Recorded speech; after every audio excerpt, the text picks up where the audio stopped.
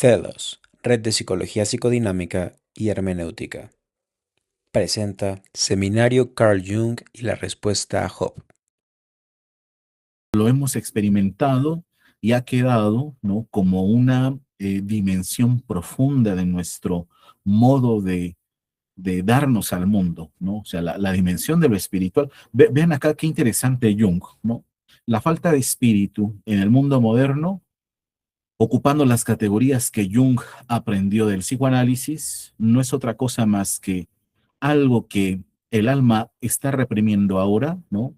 Toda esa energética psíquica, para decirlo como el propio Jung, reprimida, ¿no? Porque el alma no se está dando cuenta de que ella misma es un camino. Eso es interesante, ¿no? O sea, el camino ya está para poder recorrer esa verdad espiritual que habita en nosotros, pero algo ha sucedido que hemos evitado poner atención a ese despertar espiritual, como le han llamado las culturas desde la antigüedad, ¿no?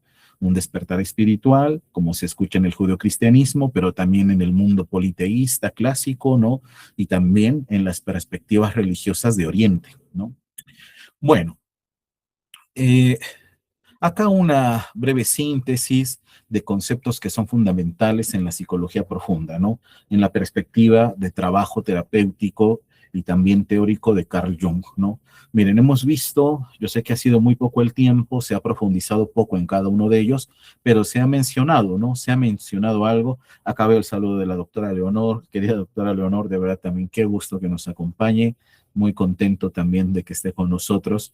Y bueno, que todos estos diálogos, estos encuentros también sean para recuperarnos, ¿no? Para sentirnos más tranquilos, para olvidarnos un poco de toda esa presión que viene de la mano con la falta de una vida espiritual, porque bueno, a todos y a todas nos tiene, pues sí, bastante intranquilos, ¿no? Esa falta de tranquilidad, ¿no? Pero cuando entramos en diálogo con el ámbito de lo simbólico, cuando admiramos la belleza de las flores, o sea, no se trata solo de un ejercicio teórico ¿cómo decirlo? No solo es la imagen de verte a ti mismo o a ti misma yendo hacia una obra antigua, ¿no? Y entonces empezar a hacer un trabajo hermenéutico, exegético. Ese trabajo hermenéutico también lo puedes hacer cuando te detienes, ¿no? Y entonces admiras la armonía contenida en la naturaleza, por ejemplo, ¿no? O sea, hay que hacer esa hermenéutica de cuanto nos rodea hasta poder comprender qué nos constituye, ¿no? Nos constituye, que hay una circularidad entre el mundo y nosotros, ¿no?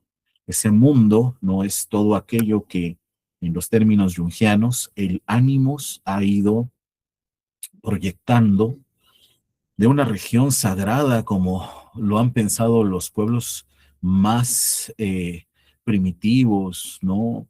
Aquello que Freud llamaba la prehistoria de la humanidad y que finalmente queda también como un legado en nuestra experiencia vital inconsciente, ¿no?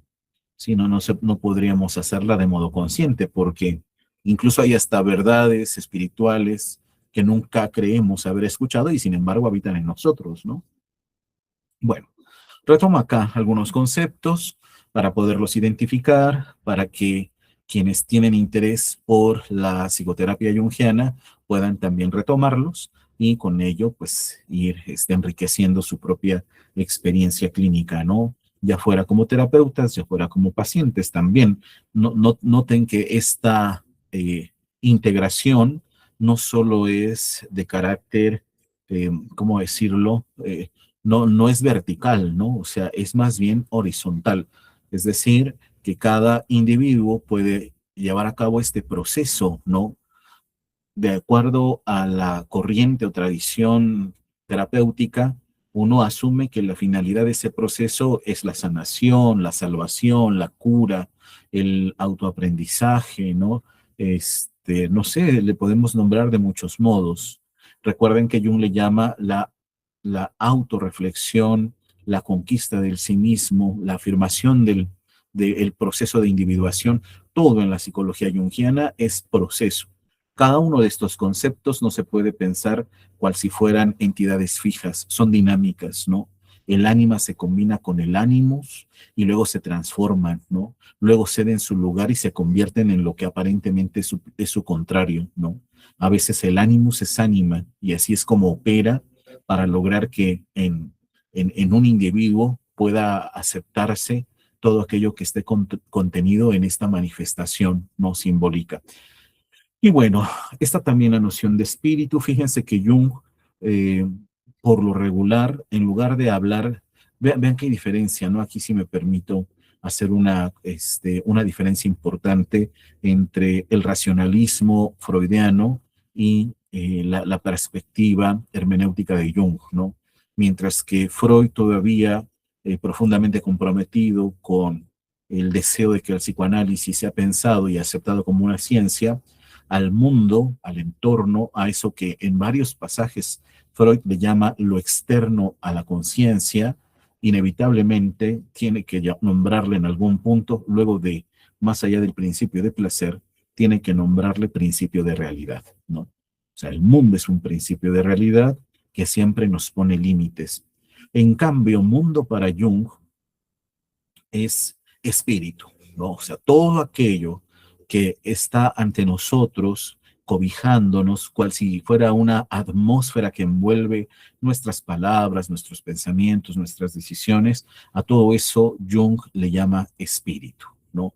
Entonces, nosotros ya estamos acá, expuestos a un encuentro con lo espiritual y la filosofía, ¿no? Pues ha sido como muy clara en ese aspecto, ¿no? O sea, ¿qué es eso de encontrarnos con lo espiritual? Pues nada menos que con el otro, ¿no? Por ejemplo, con la naturaleza misma. Cuando yo puedo contemplar, admirar, asombrarme de la naturaleza, es porque estoy afirmando esta integración al ámbito de lo espiritual, ¿no? Por eso es que no se da como en ese salto cotidiano, ¿no? O sea, ¿cuántas veces no hemos pasado por alto el que tal vez cerca de nuestros hogares hay una pequeña área verde que requiere de cuidado, que requiere de aspiración, que requiere de atención? Pero bueno, el alma se enceguece, ¿no? Es también parte de este proceso de autodescubrimiento, ¿no? Y entonces, en mucho de esa negación, en mucho de ese rechazo, de esa distancia, pues uno va omitiendo esta conexión con lo espiritual, ¿no? Hemos insistido mucho también en que las fuentes de comprensión, ¿no? De interpretación para Jung tienen que ver con las míticas. Hemos hablado de también esto que es el sí mismo, ¿no? La, la autorreflexión. No solo es como el yo, ¿no? No es la afirmación tajante de la capacidad reflexiva y teórica de un individuo, de un sujeto, ¿no?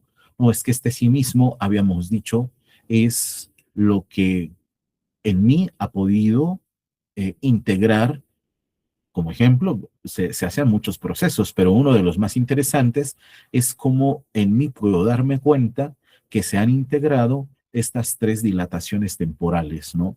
Y operan dinámicamente en todo lo que yo decido, en todo lo que yo pienso, deseo, hago, etcétera, ¿no?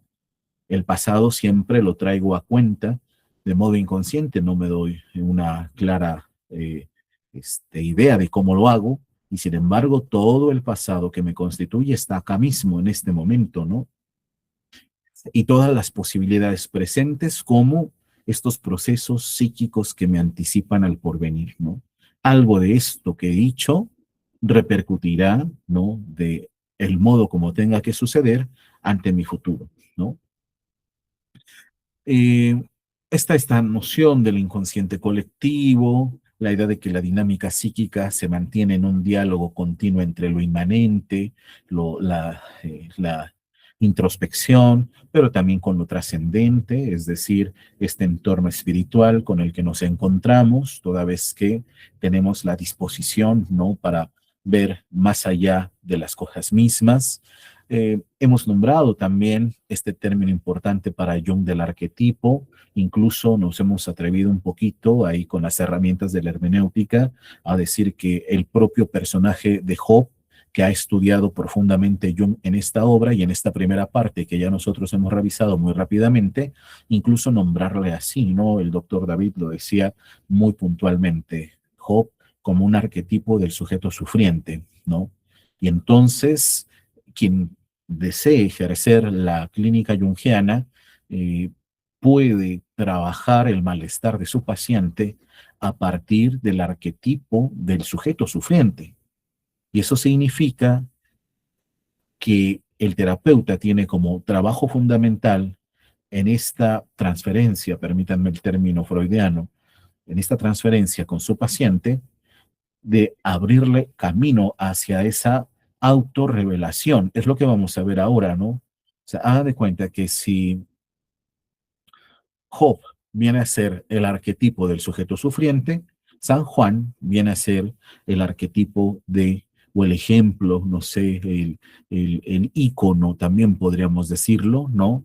De el individuo que alcanza la autorrevelación, ¿no? O sea, que se da cuenta que todo lo que se ha manifestado hacia esa exterioridad le constituye, ¿no? Y le pertenece, pero no como entidades fijas y absolutas, sino que le pertenecen en esta constante, en esta constante dinamis, como le llamaba el propio Jung, ¿no? En donde opera la sensibilidad del ánima, el poder del ánimus, en fin, ¿no? Con estos recursos, la actividad onírica se vuelve también muy intensa, ¿no? Y por ello aparecen tantos símbolos en los sueños que Jung trabajó con una habilidad realmente sorprendente, mientras Freud hace una traducción de los contenidos oníricos basándose únicamente en la infancia, en el pasado del sujeto. Jung se da cuenta de que varias de las imágenes de la actividad inconsciente al aparecer en nuestros sueños, lo que nos revelan es la conexión con el porvenir, por ejemplo, ¿no? Es algo, yo no tenía ningún problema en decirle hacia esos pacientes, ah, bueno, es que este sueño significa algo que te va a suceder, ¿no? Algo que te va a pasar, ¿no? Y el trabajo del ánima es trabajar para irlo aceptando, ¿no? Ir tomando decisiones que le conduzcan hacia ese inevitable destino, pero inevitable no porque esté señalado, privándole a este individuo de una libertad de acción, al contrario, habíamos puesto el ejemplo, ¿no? De el Evangelio, ¿no? Con esta historia que cuenta Cristo de cómo cae la semilla en la tierra y pues depende mucho, ¿no? De si pueda nacer y fructificar o simplemente se pudra, ¿no? Pues sí, ¿qué otro sentido puede tener la libertad de un individuo ante un contexto como el que vamos viviendo, ¿no? Es decir, ante una pérdida de espíritu, tal como se vive ahora, pues uno puede elegir con total libertad encerrarse en este rechazo y evitar la producción de ese fruto espiritual que nos ayudaría bastante no solo a aceptarnos mejor a nosotros mismos, sino también a lograr una transformación profunda de nuestro mundo, ¿no? Incluso para tratar de una manera mucho más ética, ¿no? A los otros, en fin, ¿no? Bueno, y así muchos otros términos, ¿no? La categoría de lo sagrado, de la sombra, de la sabiduría, los mismos personajes clave, ¿no? Que son referencias en todo este texto de respuesta a Job, ¿no? Habíamos dicho, son figuras a interpretar que aparecen no solo en la mítica judeocristiana, también tienen correlatos, ¿no? Tienen símiles en otro tipo de narrativas. Orientales, por ejemplo, ¿no? Y también van mostrando esta singularidad, este aspecto esencial de la condición humana, ¿no? O sea, aquí lo interesante hasta el punto donde hemos podido avanzar con el comentario de respuesta a Job es descubrir que el ser humano posee algo que lo define o la define de una manera única, ¿no? De una manera única. Y eso nos lleva al sentido mismo de lo que es la psicoterapia. La psicoterapia existe justo porque responde a aquello que le es propio al ser humano, preguntarse acerca de su sufrimiento, ¿no? O sea, darse cuenta de que no tiene por qué sufrir y sin embargo lucha precisamente porque está sufriendo, ¿no? Y bueno, justo eso nos lleva a las áreas de estudio de Jung, por supuesto, lo que él llamó la psicología analítica o la psicología profunda, ¿no? La herencia que recibió y los límites que puso ante el trabajo hecho por Freud con el psicoanálisis, ¿no? Pero que podemos ver que hay una fuerte influencia, sobre todo con este descubrimiento de la actividad psíquica inconsciente, la redefinición de la práctica terapéutica en Jung, ¿no?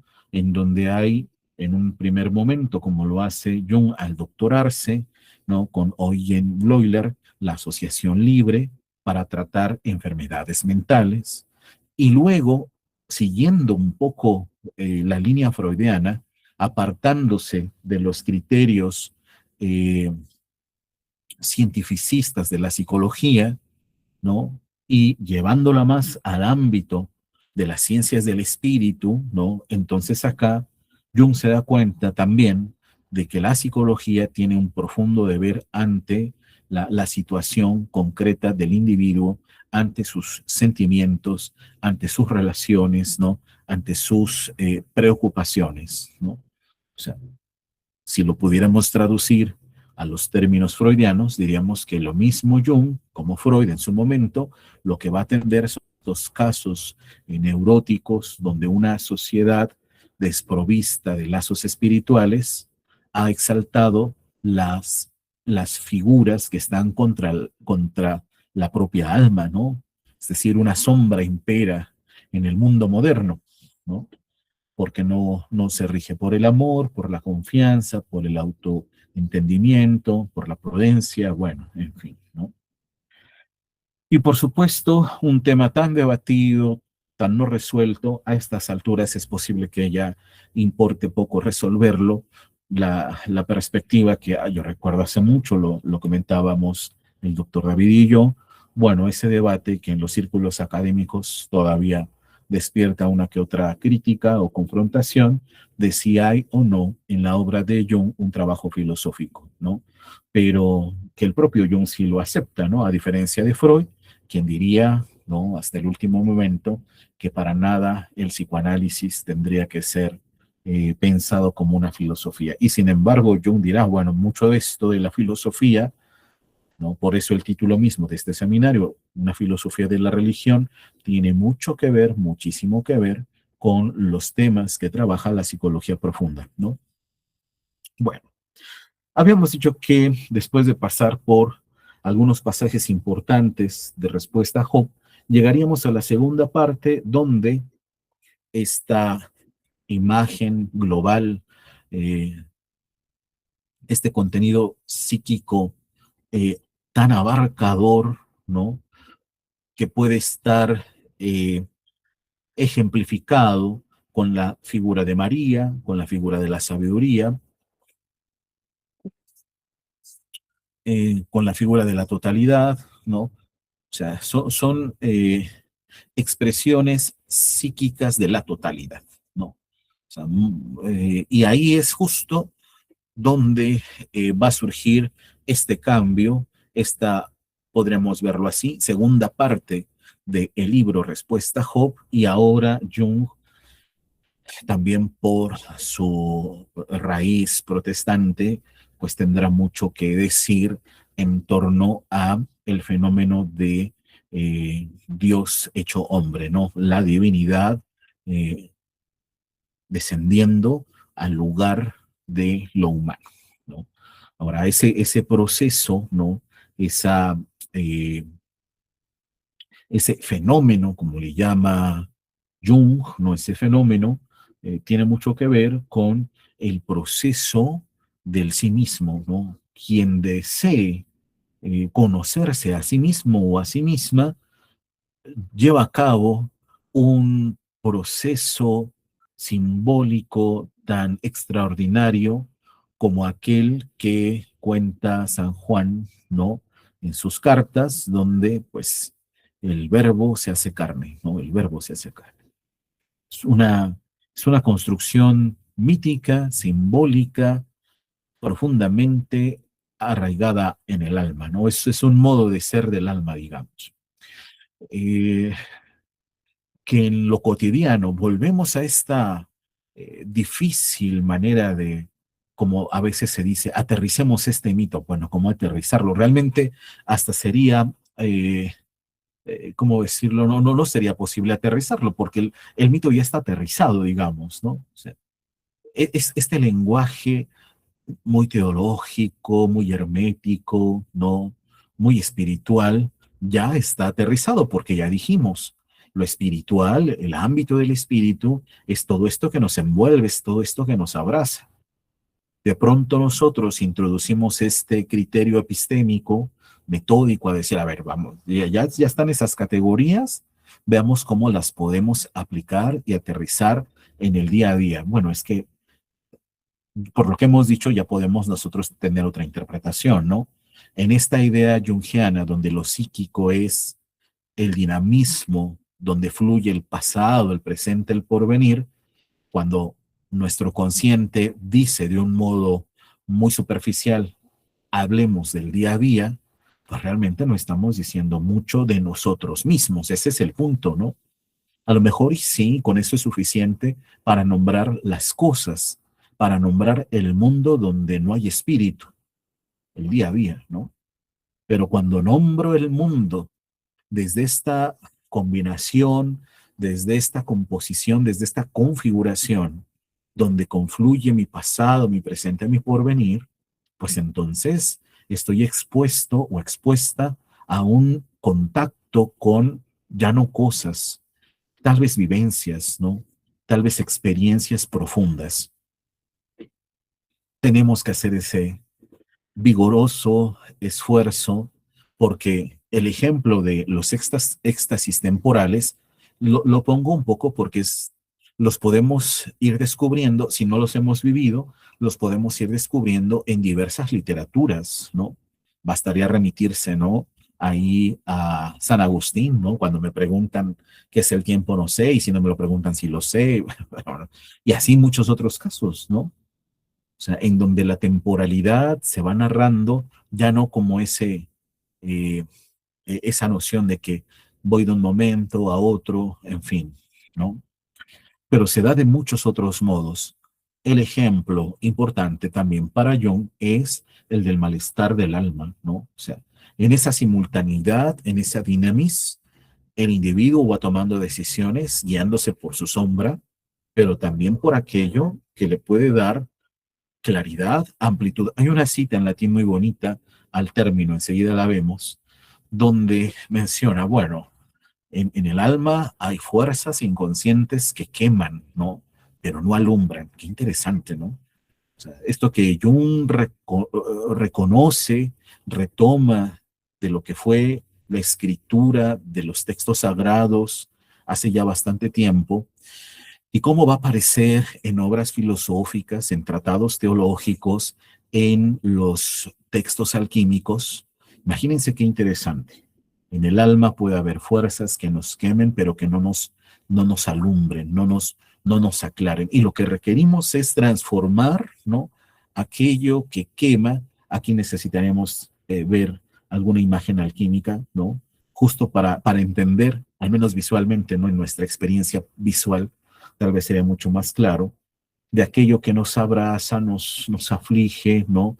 Nos hace sentir ese calor destructor hacia una transformación, hacia un estado etéreo, ¿no? Mucho más ligero, mucho más volátil, ¿no?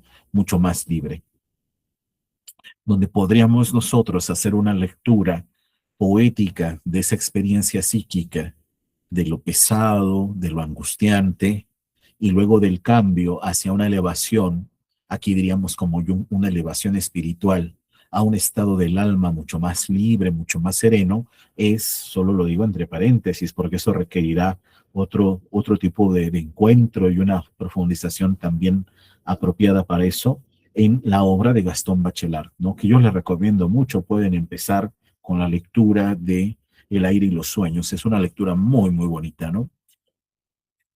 Bueno, pues estando en eso, ¿no? Estando en todo eso, en todos estos conceptos, estamos viendo cómo hay un cambio importante ya en la obra de Respuesta a Job. Hemos llegado a las conclusiones más fuertes de la primera parte de la obra y ahora Jung hace también un ejercicio de interpretación a partir del Cristo apocalíptico, ¿no? Y acá, así como en los apartados previos, recuerden que Jung va a hacer esta lectura integral, por un lado de Job y Cristo, ¿no? O sea, resulta que la sabiduría tiene que hacernos ver que el sujeto sufriente también puede llegar a ser un sujeto salvado. Y luego también esta integración entre Cristo y Satán, porque la sombra, porque la pena, porque la aflicción, porque lo que nace de la duda también está presente en el alma, ¿no? O sea, la salvación, la tranquilidad, la cura, ¿no? El bienestar no se puede alcanzar si no se puede identificar en el alma la sombra, ¿no?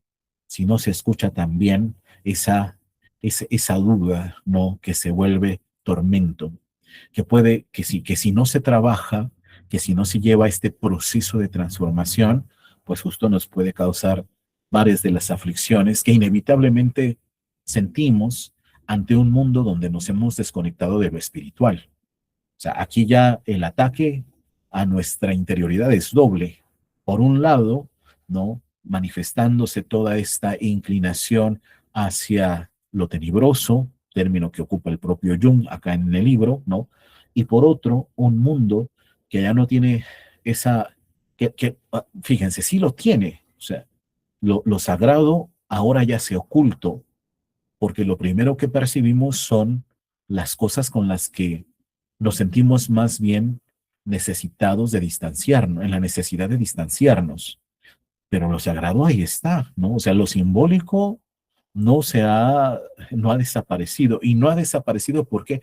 Porque nosotros, los seres humanos, seguimos acá en el mundo, ¿no? Mientras haya ser humano, hay actividad espiritual. Pues así sea, detrás de todo lo que, pues, defina nuestro día a día, mundo tecnológico, el mercado mundial, ¿no? Las políticas, no sé, todo eso que, ¿no? Ya cuántas corrientes, no solo de la psicología, sino de otras posturas o disciplinas desde la idea de la recuperación del humanismo, no han denunciado, ¿no? O sea, no solo se trata de cómo desde la psicología se puede ver este problema. Y con todo, acá es algo que compromete muchísimo a quienes tienen interés por esta disciplina. Con todo, la psicología vendría a ser la disciplina que atiende precisamente este problema. No solo lo señala, ¿no? Se propone devolverle al alma, porque dijimos esto, yo sé que también es tema para otra profundísima discusión a partir del desarrollo que ha tenido esta disciplina en sus muy diversos enfoques, y sin embargo, desde una concepción filosófica, lo que yo les puedo compartir es que no podríamos quitarle a la psicología su objeto de estudio fundamental, a pesar de lo que digan las neurociencias, a pesar de lo que diga todas las disciplinas, todos los modelos, todos los enfoques, ¿no? O sea, la psicología tiene que ver con el alma del hombre, con el alma humana, pues, ¿no? Bueno, y es ahí, volviendo al texto, a esta otra parte, en donde Jung se expresa, sí, con el apartado dedicado a Job, se ha expresado muy optimista, mostrando que al final Job tiene una ganancia, ¿no? Ante, muchas veces, Job gana, ¿no? La ganancia de Job, así dice el título del apartado, ¿no? O sea, ya ve, ya no sigas, ya me deslumbraste con toda tu creación magnífica, está bien, ¿no? Acá yo sigo con la pregunta, ¿no? Sigo con la inquietud, podríamos ya incluso hasta decir existencial, de por qué cumpliendo con todo he sido marcado, ¿no? He sido castigado, he sido señalado, he sido apartado. Interesante, ¿no? Y bueno, ahí como Job en su prudencia tan sorprendente ya no reclama nada, ni modo, ¿no? Recuerden que la lectura religiosa, teológica, es que al final el depositario de todo este problema, quien es culpable de toda esta bronca, pues será la figura de Satán, ¿no? Pero recuerden que en la propia estructura del libro de Job ya no tiene mayor función, bien lo dice Jung, queda como en segundo lugar, ¿no? Y solo es retomado cuando vuelve Jung a mencionar esta construcción, como sucedió en el mundo alquímico del sol y la luna integrados, ¿no? De la serpiente que se muerde su propia cola, ¿no? El Uroboros y cualquier otra imagen alquímica que podríamos poner nosotros de ejemplo y que tiene que ver con la integración de el máximo bien y el máximo mal, si ustedes quieren verlo así, ¿no? Cristo y Satán, ¿no? Acá, ya en este otro apartado donde el análisis de la psicología profunda de Jung gira un poco más en torno a la figura de Cristo, ese optimismo empieza a ser un poco más, sea, Jung mismo va frenando esto que le ha reconocido amplísimamente a la figura de Job, y entonces aquí empieza otro análisis también, igual, no va hacia una profundidad. Recuerden que la psicología profunda, en el nombre lleva la fama, ¿no? Pues de lo que trata es de no quedarse como en esta primera exposición, en esta primera reflexión, sino seguir avanzando, ¿no? Seguir avanzando porque ese es el principio de lo que se revela en los sueños, ¿no? Mientras en el sueño vamos recorriendo más escenarios, ¿no? Cualquiera puede recordar el sueño que haya tenido en donde pasó de, no sé, porque igual y fue la recuperación de un recuerdo de la infancia y soñó con la casa de su niñez, no la casa paterna, la casa familiar, y luego al acceder ahí, entró a una habitación y de pronto salió a un jardín y luego en el jardín empezó a ver que había otro cambio de escenario, etcétera, etcétera. Es ese el proceso de transformación, ¿no? Se va hacia más, ¿no? Hacia una mayor profundidad inconsciente, ¿no? Así se siente también Jung, ¿no? Al tratar ahora la figura de Cristo, ¿no? Y lo va a hacer, acá cosa interesante, porque vamos a decirlo así como lo piensa Jung, ¿no? Psicólogo protestante del siglo pasado, de Cristo ya se dijo todo, ¿no? Hasta los alquimistas ya lo supieron todo. Cristo es la piedra filosofal, ¿no? Por acá creo que les traigo un ejemplo, ¿no? Justamente, ¿no? Adelanto tantito, ahí está. Representación alquímica, ¿no? Del siglo XIII, ¿no? Una cosa así. Jung la incluye en su libro, acá lo tengo para leerles un poquito cómo lo interpreta esta imagen alquímica. Bueno, eso es la piedra filosofal, ¿no? Esa figura que ustedes ven ahí, ¿no? Un alquimista señalando la perfecta circularidad, ¿no? El globus áureo, como le llamaban los alquimistas, que incluye la tríada sagrada, el Padre, el Hijo, el Espíritu Santo, y adentro está eso que tanto quisieron descifrar los renacentistas, la cuadratura del círculo, ¿no? Y luego tenemos la integración de los opuestos, lo masculino, lo femenino, rey, reina, sol, luna, luz, oscuridad, etcétera. Bueno, eso en la simbólica alquímica pues también es Cristo, ¿no? O sea, ¿cómo entendieron los místicos medievales la presencia simbólica de Cristo? Una cosa así, ¿no? Y esto implicó para Jung un estudio que avanzaba a una mayor profundidad. ¿Profundidad de qué? Acá viene la respuesta que hay que retomar del libro rojo. Una mayor profundidad hacia su propio psiquismo, ¿no? O sea, porque esta figura de siglos pasados, Jung la vuelve a soñar, ¿no? La sueña con sus propios recursos psíquicos, con sus propias experiencias, con sus propias habilidades, anécdotas, circunstancias personales, lo que ustedes quieran, ¿no? Y bien dice Jung, es que no se trata de decir que estoy copiando, que me he dejado influenciar, que por ponerme a leer todo esto, ya ahora hasta lo sueño. No, no, es algo que se produce Fíjense qué contradicción tan interesante, como algo absolutamente nuevo y original, pero al mismo tiempo como algo absolutamente perteneciente al inconsciente colectivo, ¿no? Es nuevo y original porque igual puede que nunca haya yo visto algo así, pero en mis sueños aparecieron tres aspectos que tenían una similitud y pues ahí estaban y a mí me causaron cierto temor o me causaron cierto asombro o intenté definirlos. Pasa mucho cuando aparece un mensaje escrito en los sueños que no sabemos de qué significa, como que le fingimos ahí que sí podemos leerlo y no sabemos, bueno, una cosa así de rara, ¿no?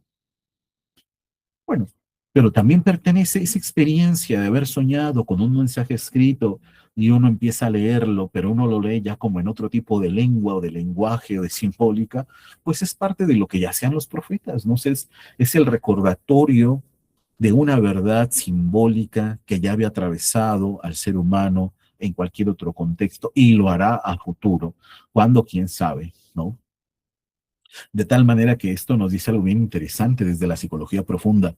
Nosotros, así, fíjense, eh, digámoslo como lo podremos interpretar desde Jung, nosotros seremos el sueño de las generaciones futuras, ¿no? Bueno, así como que qué pesadillas van a tener, ¿verdad? Porque miren que aquí, perdidos del mundo de lo espiritual, confundiéndolo todo, pero estos esfuerzos donde todavía tiene un eco y una presencia los contenidos simbólicos, donde estamos hablando en un presente desvinculado de lo espiritual, de contenidos míticos, eso aquí con esto ya hicimos algo bastante, hemos hecho algo bien, ¿no? O sea, darle un contenido a los sueños de las generaciones futuras, ¿no? Bueno, vuelvo acá para destacar algunos pasajes, ¿no?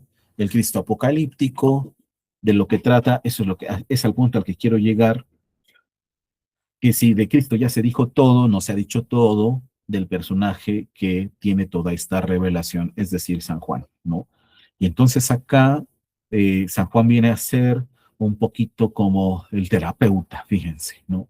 Si Jung viene a ser, como, noten cómo lo dijimos, ¿no? Jugando un poco con el sentido de estas figuras.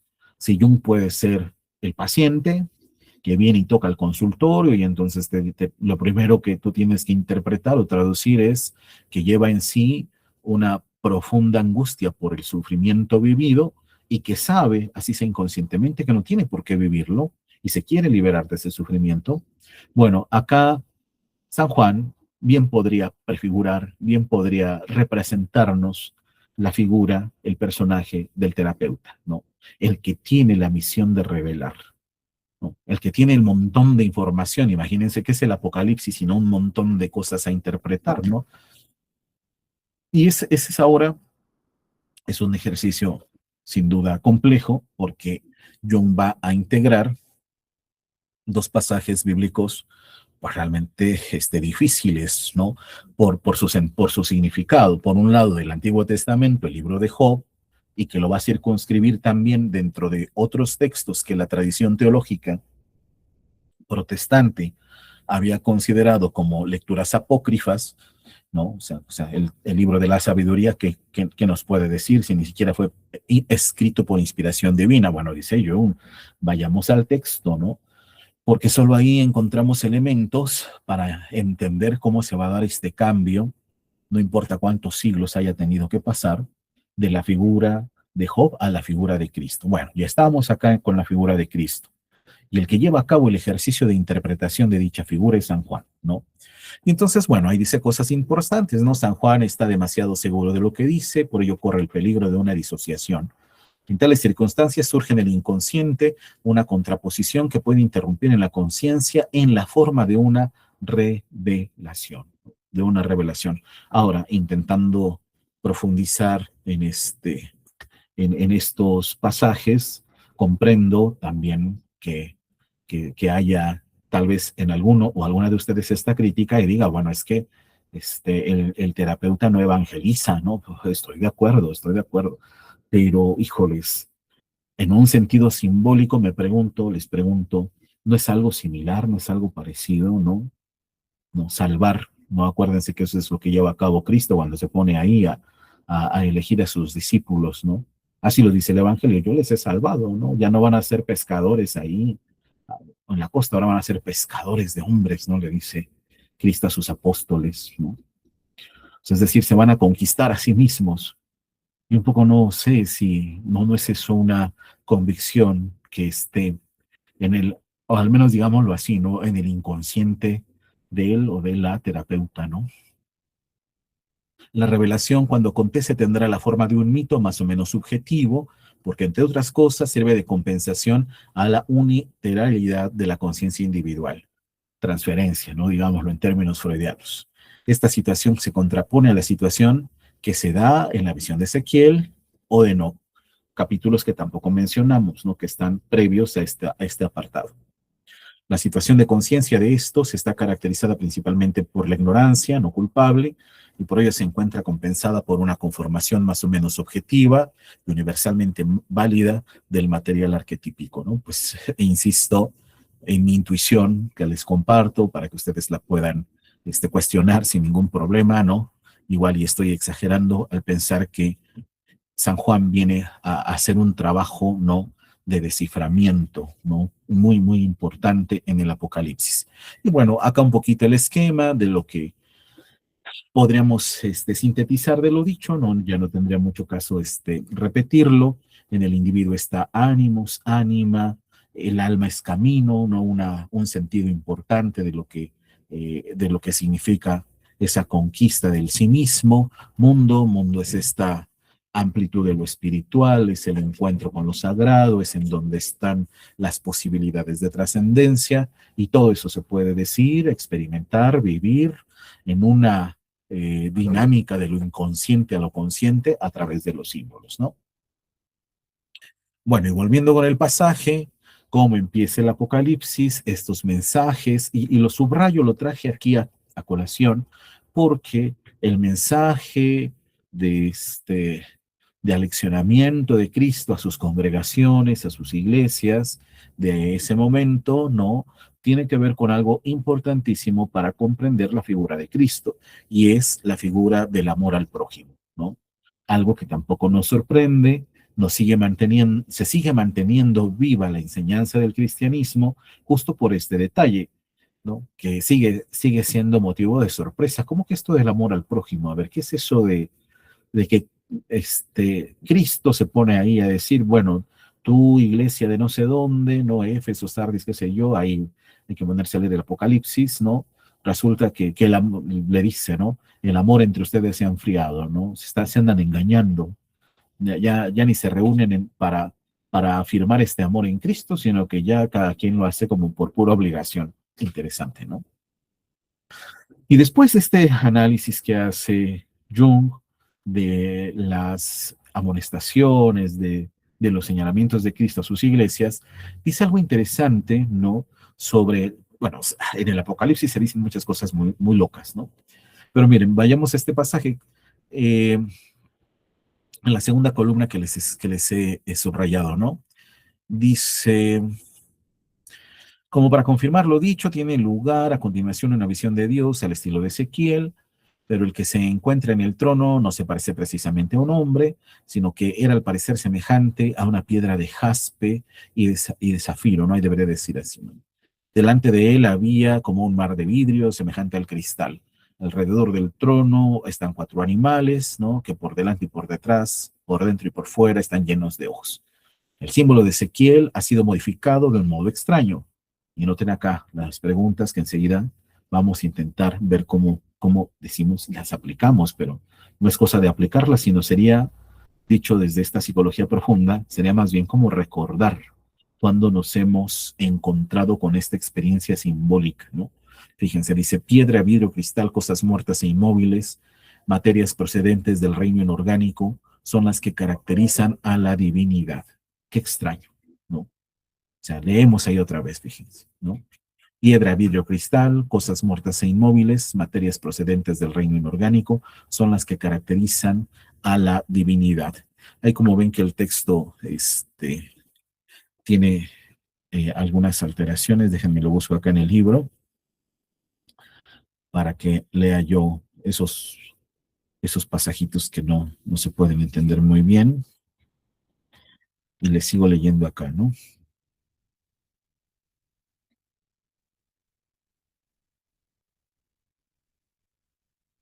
A ver, porque como fui cortando el texto, un segundito.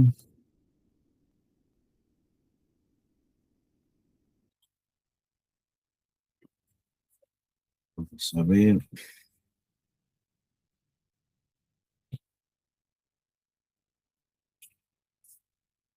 Fíjense, acá continúo, ¿no? Bueno, están estos cuatro animales que por delante y por detrás, por dentro y por fuera están llenos de ojos. El símbolo de Ezequiel ha sido modificado de un modo extraño. Piedra, vidrio, cristal, cosas muertas inmóviles, materias procedentes del reino inorgánico, son las que caracterizan a la divinidad. De acuerdo a lo que hemos dicho, o sea, a ver, una definición originaria, diríamos, en su etimología más antigua, alma significa camino, ¿no? Y camino es tierra, camino es este piso, este suelo, ¿no? Que puede ser estéril, puede dar fruto, ¿no? No será tan difícil entender ese comienzo inorgánico, ¿no? Eso que en la alquimia se nombra como la fase del anigredo, la tierra, ¿no? La tierra que puede ser productiva o no serlo. Sigue diciendo, uno piensa involuntariamente en el afán de los siglos posteriores en los que el hombre misterioso, el Homo altus, fue designado como piedra, no piedra, ¿no? Y en los que en el mar del inconsciente brillaban muchos ojos. En todo caso, aquí interviene la psicología de San Juan, que ha tenido indicios de un más allá del cosmos cristiano. Esta parte es interesante, o sea, ¿qué es lo que está viendo San Juan? ¿Qué es lo que está interpretando San Juan de esa revelación que arquetípicamente ya la había vivido otro profeta en la antigüedad, Ezequiel, y lo mismo? Pero acaso lo que San Juan empieza a observar otros detalles, que la divinidad está afirmándose en material inorgánico, ¿no? Bueno, o como para no hacerle mucho a la emoción y ir traduciendo e interpretando, volvemos a los pasajes alquímicos, que lo mismo, yo acá no está introduciendo pasajes alquímicos, porque ya lo ha hecho en otras obras, ¿no? O lo hará en otras obras un poco más adelante, como en Psicología y Alquimia. Acá está con el contenido de los textos sagrados, ¿no? Del Antiguo y el Nuevo Testamento. Bueno, resulta que, para no darle tanto rodeo, la piedra, ya habíamos dicho, fíjense, ¿quién es la piedra filosofal? Cristo, ¿no? La piedra filosofal es Cristo. Y resulta que también, si Cristo es esta piedra, no piedra, y finalmente es también proyección del alma en este dinamismo de ser camino, de que el espíritu deje caer esa semilla, ¿no? Que pueda dar fruto. El único fruto que puede dar cuando tú sueñas este material inorgánico es, en la psicología junguiana, por supuesto, el deseo inconsciente de llegar a ser lo que tú tienes que ser, ¿no? O sea, el alma ya insiste en que nuestra alma es la que insiste. Yo sí que parece que estoy disociando, ¿no? Dice Jung de San Juan, ¿no? Hay como que San Juan por un lado está como expectante y luego también está interpretando y luego vuelve a soñar o vuelve a tener esta revelación, ¿no? Y se pone a escribir y escribe como con esta doble intención, intentando describir materialmente las figuras que ha soñado, ¿no? Que se le han revelado, pero al mismo tiempo introduce su significado, ¿no? Y al introducir ese significado, al establecer este escenario de piedras preciosas, de un mar cristalino, lo que ve Jung es el deseo del individuo, del alma, de conquistar el self, como le llamaba Jung, ¿no? También recurriendo a otras tradiciones. Y por eso dice Jung con mucha confianza, San Juan se le ha revelado no solo la verdad del cristianismo, que eso es fundamental, ¿no? La divinidad habita en el alma, ¿no? O sea, la divinidad es eso que en el alma le permite trascender, pasar de lo inorgánico a la luz, ¿no? Dar un paso más allá de aquello que quema, que angustia, que aflige y convertirse en un verdadero brillo. La tierra, en el lenguaje alquímico, ¿no? Es la etapa del anhidredo, el brillo es la etapa áurea, ¿no? El amarillentamiento, como decían los alquimistas, ¿no? Y dice Jung muy correctamente, pues esto que se le ha revelado a San Juan no solo es una verdad del cristianismo, dice, volvemos a leer ahí, en todo caso, aquí interviene la psicología de San Juan, que ha tenido indicios de un más allá del cosmos cristiano. O sea, San Juan ya la hizo porque ya conectó con el inconsciente colectivo, no en pocas palabras. Pero no solo porque está descubriéndose, sino que descubre la tarea del alma, ¿no? En la figura de Cristo, no recuerden. Y bueno, un poquito más adelante, hace símiles Jung con respecto al significado de la figura de Cristo en otras culturas, no deja de ser interesante, muestra, recordando lo que en capítulos previos ha dicho sobre la integración entre Cristo y Satán, pues también que es aquello que en Cristo se vuelve enigmático. Ya lo habíamos mencionado nosotros, ¿no?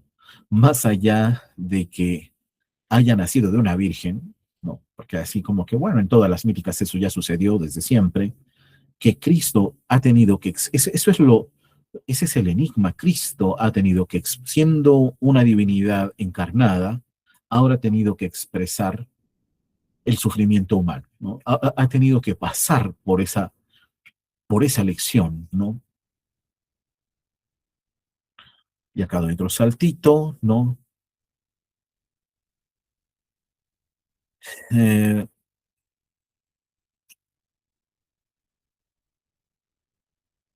esta parte la subrayé, bueno, es que lo que pasa, sí, bueno, sí, lo salto, porque si no me detengo y voy a esta parte donde ya en el Apocalipsis, hasta cuando les he revelado, pues lo que pasa ahí en el fin de los tiempos, una mujer vestida de luz, de sol, ¿no? En sus brazos lleva a un niño, el cual lo tiene que dar a salvar, mientras le persigue Satán, que está anunciándose con la figura de un dragón, y luego, bueno, lo que en el imaginario cristiano católico es eh, el arcángel dando muerte a la serpiente, no, todos esos elementos simbólicos que, para decirlo de una manera mucho más emocionante, son proyecciones del alma, ¿no? O sea, toda vez que tú vayas a una iglesia, veas una de estas imágenes y digas, ay, pues, qué sorprendente es o qué perturbadora es, recuerda que es proyección de tu alma, ¿no? O sea, eso sale del alma, una cosa interesante. Y hay que trabajarlo, hay que interpretarlo, ¿no? Hay que darle un significado. Ahora, ese darle un significado, volvemos, ese principio de individualidad, de individuación, perdón, no es como que todo depende de ti en el sentido de que estés desprovisto de toda conexión con lo que te rodea. Tú solo puedes interpretar esos mitos, esos símbolos, en función de lo que el medio espiritual te va mostrando, te va manifestando, ¿no? Por eso es que los místicos, los religiosos, los artistas, los filósofos, los historiadores, los literatos, todos aquellos que de alguna manera han pasado un poco por esta experiencia de analizar, de pensar, de describir este tipo de arquetipos, de construcciones míticas, pues han podido decir algo, ¿no? Han sentido que se ha movido algo en su interior. Nosotros también podemos, ¿no? Y por eso destaco esta parte, porque habla del trabajo de interpretar, en el contexto de lo que está sucediendo en ese pasaje del Apocalipsis, ¿no? Dice John, como he dicho antes, el episodio de la mujer vestida del sol es un elemento extraño en el curso de las visiones. Por ello, ¿acaso no se ha equivocado suponer que ya el autor del Apocalipsis, y si no él mismo, un copista perplejo, sintió la necesidad de interpretar de alguna manera esta clara analogía con Cristo, es decir, de acomodarla al texto total? Y con esto yo vuelvo a justificar mi supuesto, ¿no? Que igual y San Juan vendría a ser algo así como la prefiguración del trabajo que hace el terapeuta, ¿no? Eh, Ello pudo lograrse fácilmente mediante la imagen ordinaria del pastor con la vara de hierro. Yo al menos no veo otra finalidad de esta asociación, ¿no? Y en el siguiente pasaje hay una eh, enunciación clara y directa de lo que es el inconsciente. O sea, volvemos, todo esto no podría tener sentido si solo lo esquematizamos, si solo lo entendemos a nivel de nuestra conciencia, ¿no? Porque eh, a nivel de nuestra conciencia, pues es poco el sentido que se puede elaborar, ¿no? Incluso solamente se podría medir, a lo mucho, imagino, como si fuera esto un problema de conocimiento, de teoría de conocimiento, pues a lo mucho diríamos si es verdadero o falso, ¿no? Lo extraño es que fuera verdadero o falso, en cualquiera de las dos maneras, procede de esta dinámica del ánima, ¿no? O sea, y tiene que conectar, tiene que vincularse con lo que yace en el inconsciente. ¿Qué es eso que yace en el inconsciente? Lo aclaraba el doctor David la sesión pasada, pues quién sabe, eso es abismal, ¿no? Eso está ahí inmemorialmente, ¿no? Para saberlo yo tendría que tener un tipo de éxtasis teofántico, ¿no? Y ver todas las vivencias de toda la humanidad al mismo tiempo, una cosa así de loca, ¿no? Y sin embargo, la parte del inconsciente que ya habita en mí tiene que conectar con todo esto que conscientemente doy a la palabra, doy al sentido, que no será suficientemente claro si no pasa por esta eh, comunicación con lo inconsciente, ¿no? Y solo de ese modo, el proceso de interpretación de los sueños, de los actos fallidos, de los lapsus, de la vida neurótica de un individuo en una sociedad moderna, definida por Jung como desvinculada de lo espiritual, puede darle tranquilidad a esas fuerzas pulsionales interiorizadas que nos tienen en conflicto todo el tiempo, ¿no? Hay que, vamos a decirlo como los renacentistas, hay que llevar la belleza a lo más profundo que hay en nosotros. Y qué trabajo, ¿eh? O sea, no solo es, ay, ya viste la obra de arte y dijiste, ay, pues está muy padre, ¿no? Se ve muy bien, qué bonitos colores. No, a ver, llévalo al alma, ¿no? Tradúcelo, como lo dice Jung, enfatizándolo en San Juan, digiérelo, incorpóralo. No, hombre, pues es una cosa que ya ahí pues resulta más emocionante, ¿no? Bueno, dice este otro pasaje, en el inconsciente está presente todo lo que es expulsado de la conciencia, y cuanto más cristiana sea la conciencia, tanto más paganamente se comportará el inconsciente, ¿no? Si el expulsado paganismo guarda todavía valores vitales, es decir, si como ocurre frecuentemente, se ha ido demasiado lejos en su expulsión. El inconsciente no aísla y diferencia sus objetos, como hace la conciencia. El inconsciente no piensa de modo abstracto ni prescinde del sujeto. La persona del extático y del visionario está siempre incluida e inmersa en el éxtasis o en la visión. En este caso, es San Juan mismo, en su personalidad inconsciente, la que se identifica, es su personalidad inconsciente la que se identifica con Cristo. Es decir, es San Juan mismo el que nace de manera parecida a la de Cristo y con un destino similar, ¿no?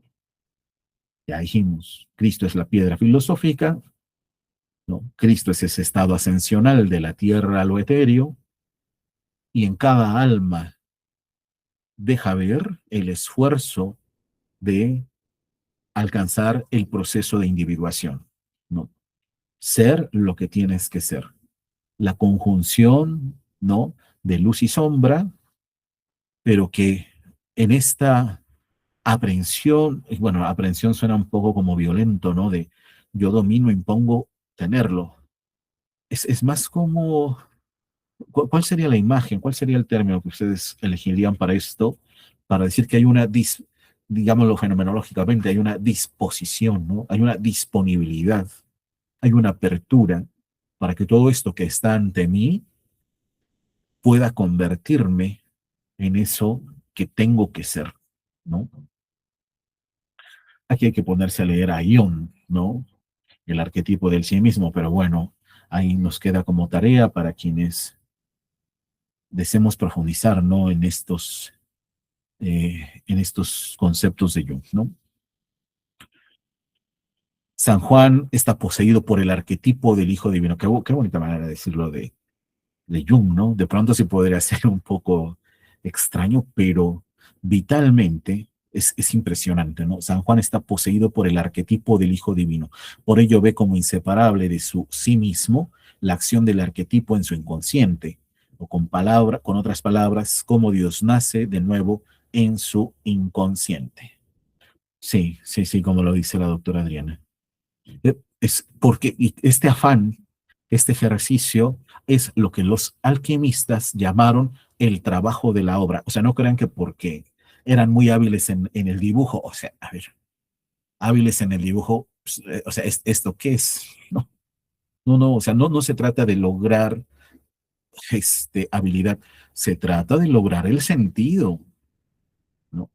O sea, a ver, interpreta, como lo dice la poesía oriental, interpreta la belleza de la flor. Qué complicado. Y ahí Basho dice que eso de interpretar la belleza de la flor no solo es verla en su manifestación como nosotros occidentales impacientes creemos, ya cuando abrió y despuntó y dio todo su color, no. Ver la belleza de la flor es en todos sus momentos a la vez, como botón, como flor plena y también en su cierre, ¿no? Y así con esto, que pues, tampoco es como la gran obra de arte, ¿no? Pero el alquimista ha visto en la simultaneidad el todo del detalle y eso es muy complejo, ¿no? Bueno, pues ahí tienen estas ensoñaciones de San Juan, ¿no? Bastante, bastante interesantes, ¿no? Es así como lo describe la doctora Adriana, ¿no? Contemplar la belleza, ¿no? Esta experiencia inconsciente, por eso es que cuando en nuestro pasado damos sentido a lo que nos rodea, cuando se nos manifiesta el mundo como espíritu, cuando algún aroma, ¿no? Cuando algún color, cuando alguna forma o figura, te así lo decimos, bueno, yo sé que las colegas de psicología ocupan mucho esta imagen o frase, ¿no? Te conecta, ¿no? Te conecta con ese momento vital de tu infancia donde pasaron hechos fundamentales de tu vida, que sin ellos no podrías ser lo que ahora eres, ¿no? Sí, y es un ejercicio también, como lo ha dicho Jung de San Juan, de autodescubrimiento, ¿no? O sea, no, no es como que hoy sí, mañana no, porque el mundo espiritual acá está, que esté oculto, porque bueno, vivimos una vida, eh, como lo decía Fromm, ¿no? Rindiéndole culto al yo o al ego, pues, mal hacemos, ¿no? Porque por más que querramos sacar toda la verdad solo del yo, pues no vamos a poder, porque ya lo dijimos mucho, porque a lo mejor y esa insistencia de que el yo de todas las respuestas es porque quisiéramos que solo el yo se haga responsable del sufrimiento que vivimos, pero se le escapa de sus posibilidades, ¿no? Tan se le escapa de sus posibilidades que el sufrimiento, el trabajo del sufrimiento, o como lo decía Freud, el trabajo del duelo, esta experiencia profunda de la melancolía, solo puede formularse en el ámbito de la relación, de la interacción, de la comunicación, del ser con otros, pues, ¿no? Y bueno, vuelvo a esto, ¿no? Este afán, esta insistencia es lo que los alquimistas llaman el trabajo de la obra. El trabajo de la obra, una cosa que pues sí es intensa, ¿no? Conocerse a uno mismo o a una misma es un ejercicio muy intenso, muy simbólico, ¿no? Muy espiritual, ¿no? Finalmente, de acuerdo a lo que estamos mencionando acá. Bueno, doy el salto, ahí ustedes pueden analizar con mucho más cuidado el pasaje. Ya igual voy cerrando, ¿no? Recupera Jung, porque también aparece así en el Apocalipsis, el arquetipo del árbol, de este ya hemos hablado algo, se puede hacer todo un seminario a propósito de esta imagen en los sueños, ¿no? Igual y después les puede interesar a ustedes y lo podemos trabajar si gustan. Acá retomo del libro del Zohar, el árbol de lo bueno y lo malo que estaba en el Edén y que fue profanado porque pues ahí la serpiente le dice a Eva, come del árbol, Eva convence a Adán, y bueno, total, nuestros primeros padres expulsados del paraíso. Así que somos una descendencia bien problemática. Y con todo también estamos en este contacto con el medio espiritual, siempre en la posibilidad de acercarnos a este árbol del conocimiento del bien y del mal, ¿no? O sea, casi que Jung tiene un pasaje interesante de otro caso, no, otro caso que no Job, sí, otro que también me interesa, Jonás, ¿no? Y también todos nos acordamos de Jonás el profeta, ¿no? O sea, otra experiencia existencial del sufrimiento, de la negación, de la mentira, de la huida. Le dice a Yahvé, oye, vete a no sé dónde a decir que los voy a destruir, por favor, y apúrate porque ya me urge, son una bola de infieles, y entonces dice Jonás, pues, si voy, ¿cómo voy a hacerlo, no? Me escapo, ¿no? Y ya todos se acuerdan de esa bella, bueno, perdón, es terrible sin duda, pero a mí me parece una muy bella imagen de cómo es devorado por un gran pez, ¿no?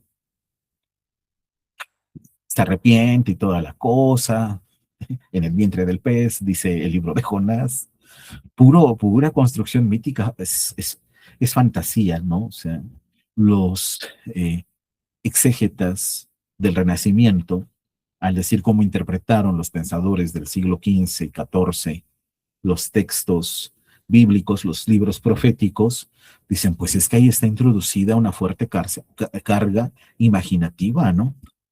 Tiene una profunda carga, el símbolo tiene una carga amplísima de imaginación, de fantasía, ¿no? De fantasía, ¿no? Pietro Culianú, ese gran pensador de la psicología clásica, así lo va a decir, ¿no? Todo esto, todo lo que estamos aquí haciendo es devolviéndole al alma sus experiencias más primitivas. ¿Cuáles son? El fantasear. Eso es el alma en su estado más primitivo, ¿no? Como camino, el camino más antiguo de nuestra alma es eso, el fantasear, ¿no? Y pues así con Jonás, ¿no? Uno puede fantasear muy padre ahí cómo va a ser devorado por la ballena, total que es escupido por ella y entonces vaya, llega ahí a donde tiene que condenar al pueblo, se arrepienten, se va a la loma y empieza a ver, se queda dormido, hace un calor abrasador, ahí el milagro que pide es que haya algo que le proteja y vuelva a lo que dice Jung en Psicología y Alquimia. Sorprendentemente, el árbol que lo va a guarecer, ¿no? Eso que crecerá y que lo protegerá del calor abrasador, nacerá de su propio vientre, ¿no? O sea, es interesante, ahí les invito a buscar la imagen, ¿no? Que Jung retoma de los textos antiguos para mostrar cómo el árbol del bien y del mal nace del vientre del hombre, ¿no? Clarísimo, ¿no? O sea, pero bueno, no lo explicamos. Acá un poco va a decir al respecto esto, Jung, de la conciencia del sí, el árbol que en algunos casos concretos es una representación de la protección del Padre, como en el sueño de Nabucodonosor, ahí en Daniel, el profeta, pero también es un sueño de el consuelo materno en otro tipo de personajes, en fin, bueno, eso ahí va cambiando también, ¿no? Eh, paso un poco más adelante a estas últimas citas. El hecho mismo de que San Juan tuviese visiones es ya una prueba de la existencia de una tensión extraordinaria entre su conciencia y su inconsciente, ¿no? Si el autor del Apocalipsis es el mismo que el de las epístolas, la redacción del Apocalipsis tuvo que ser realizada ya en edad muy avanzada, ¿no? En la Confinio Mortis y en el atardecer de una vida larga y plena, la vista divisa a menudo lejanías insospechadas. Bueno, una idea muy bonita, ¿no? De, de cuál fue la experiencia de San Juan, ¿no? Con el Apocalipsis.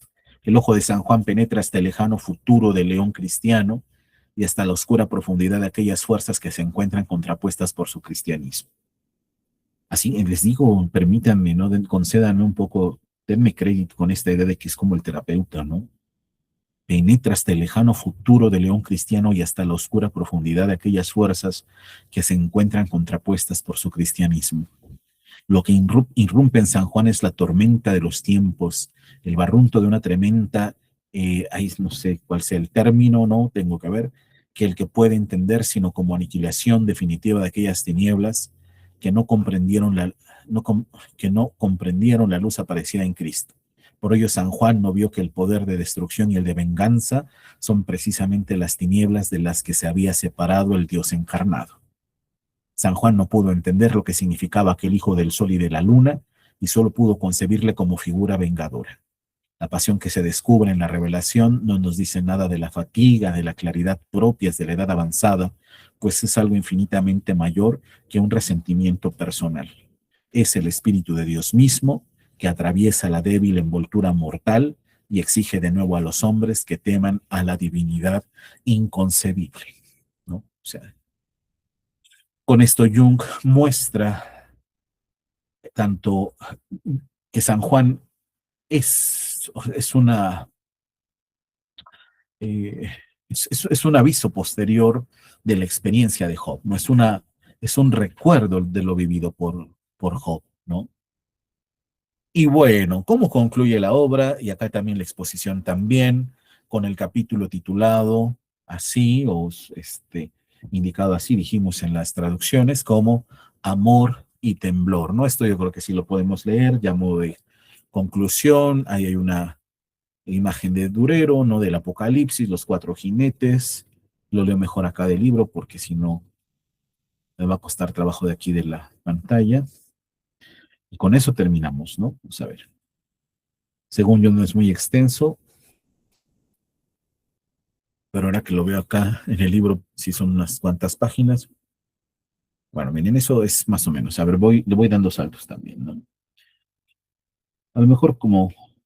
Ah, y bueno, no es el último capítulo, o el último apartado. Acá les sigue, es lo último que yo quiero compartirles a ustedes, porque la cosa va hacia otros subtítulos sugerentes como, se los digo, fe y gnosticismo, la madre y el niño, el Dios tenebroso, el dogma de la Asunción, ¿no? Son como los últimos apartados del libro de Respuesta Job en la traducción que aquí les estoy presentando de Fondo de Cultura Económica. Y bueno, o sea que este drama existencial continúa, pero acá me parece que podemos nosotros hacer ya un cierre para introducirnos en algún momento, si es de nuestro interés, a la obra, ¿no? Bueno, dice ahí Jung, el Apocalipsis es de una parte tan personal y de otra tan arquetípico y colectivo que es necesario tener en cuenta ambos aspectos. El interés moderno se inclinaría en primer lugar por la persona de San Juan. Como ya hemos indicado, no es imposible que el San Juan, autor de las epístolas, sea el mismo autor del Apocalipsis. Lo acabamos de leer en la cita del capítulo previo, ¿no? El diagnóstico psicológico habla en favor de esta suposición. La revelación fue experimentada por un cristiano primitivo que probablemente era una autoridad y tenía que llevar una vida ejemplar y dar a su comunidad ejemplo de las virtudes cristianas de la fe ortodoxa, de la humildad, de la paciencia, de la entrega, del amor desinteresado y de la renuncia a todos los placeres del mundo. A la larga, esto puede ser demasiado aún para el mejor de los hombres. La inestabilidad, el mal humor y los arrebatos afectivos son los síntomas clásicos de la virtuosidad crónica. En lo referente a su actitud cristiana, nos ilustran mejor que nada sus propias palabras. Y luego una cita del propio San Juan, ¿no? La salto. Pero ¿quién es el que odia a los nicolaitas? ¿Quién es el deseoso de venganza y el que quiere arrojar a Jezabel en la cama y hacer morir a sus hijos? ¿Quién es el que no sacia sus fantasías sangrientas? Mas seamos psicológicamente exactos. No es la conciencia de San Juan la que imagina estas fantasías, sino que son estas las que irrumpen en ella en una revelación violenta. La saltan con una vehemencia no querida y no esperada, y con una intensidad que, como ya hemos indicado, sobrepasa todo lo que podría esperarse normalmente como compensación de una actitud de conciencia a un poco unilateral. Total, que el tema del mal, por decirlo en términos muy rápidos, no puede ser resuelto solo si pasa por la conciencia, ¿no? ni el tema del sufrimiento, ni ningún otro que sea importante para el ser humano y con ello logre responder hasta cierto punto sus preguntas más profundas, ¿no? Bueno, me doy un salto, ahí hay otros dos parrafitos importantes. Bueno, a lo mejor este sí.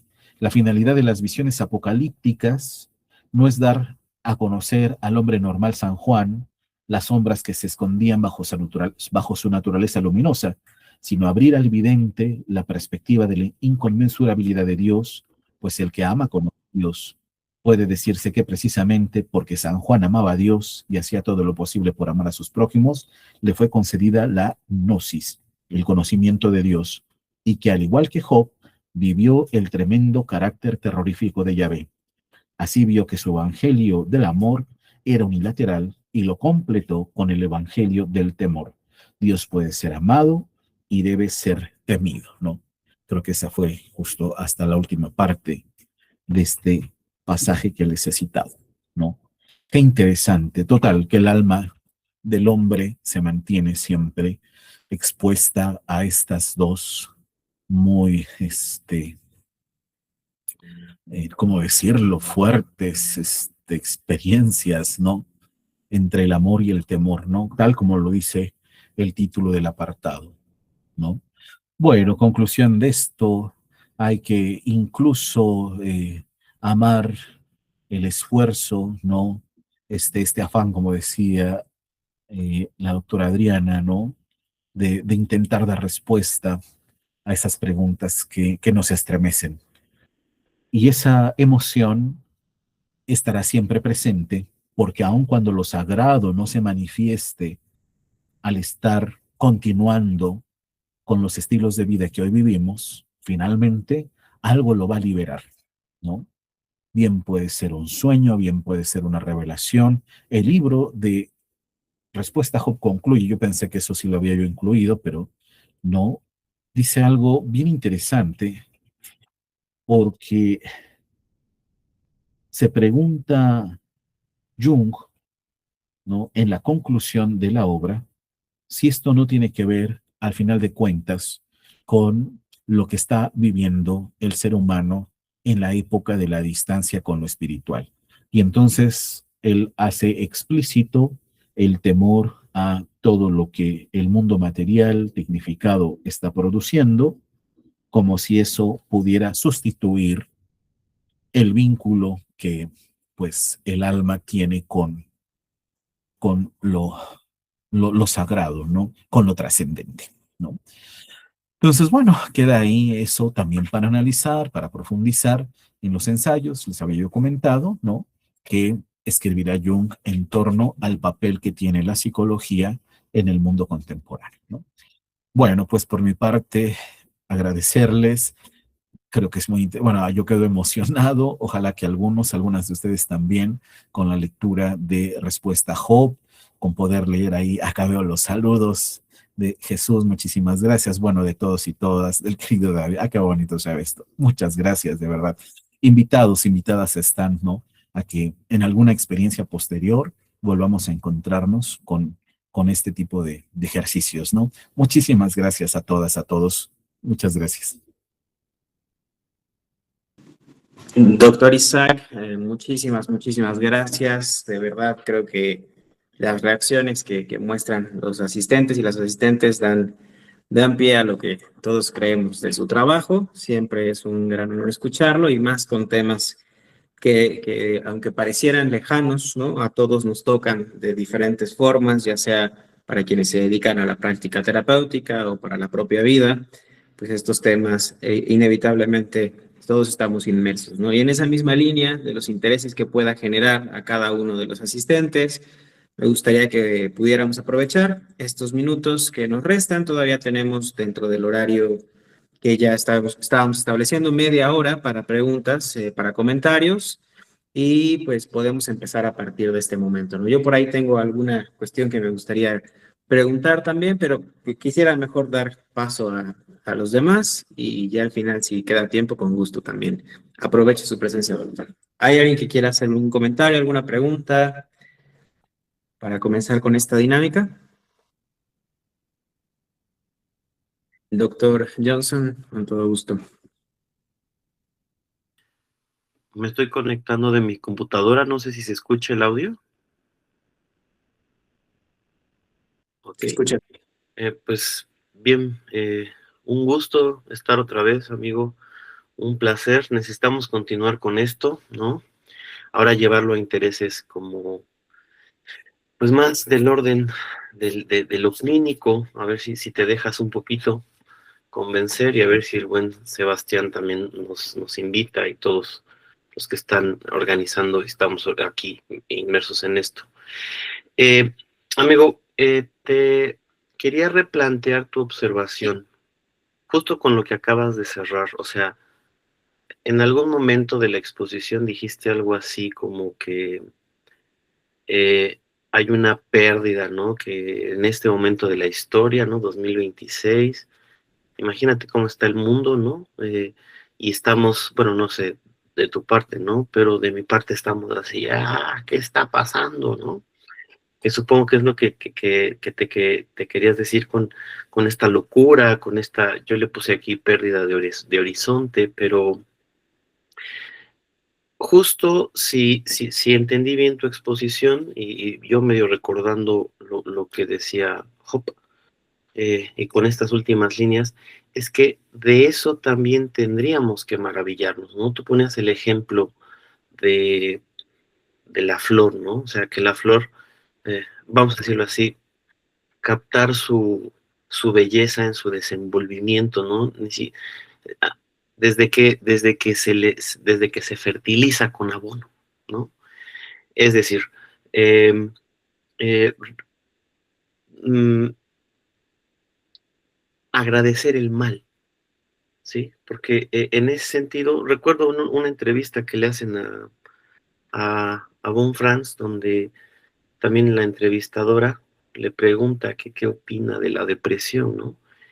Y ella dice, es una bendición, ¿sí? Entonces, yo creo que está como en el mismo sentido, o sea, digo, es horrible, bueno, por lo menos en ciertos momentos a mí sí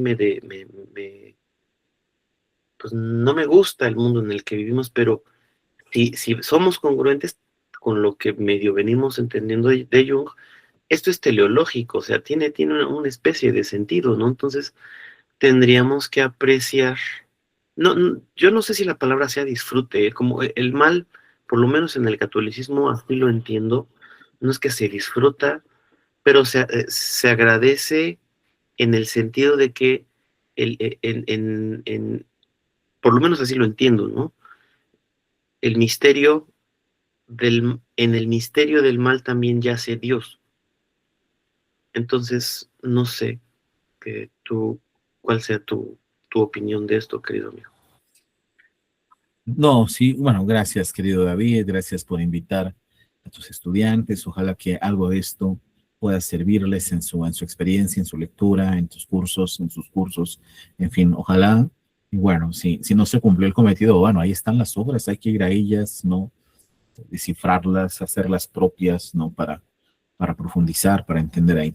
Y sí, por supuesto, ¿no? O sea, ahí cuando Jung asume que en esta dinámica ascensional entre ánima y ánimos también puede prevalecer en algunos momentos el conflicto, deja ver que también en el alma del ser humano puede eh, primar la sombra, ¿no? O sea, la mirada estrecha, que no la de la totalidad, sino la que es incisiva, la que es determinante.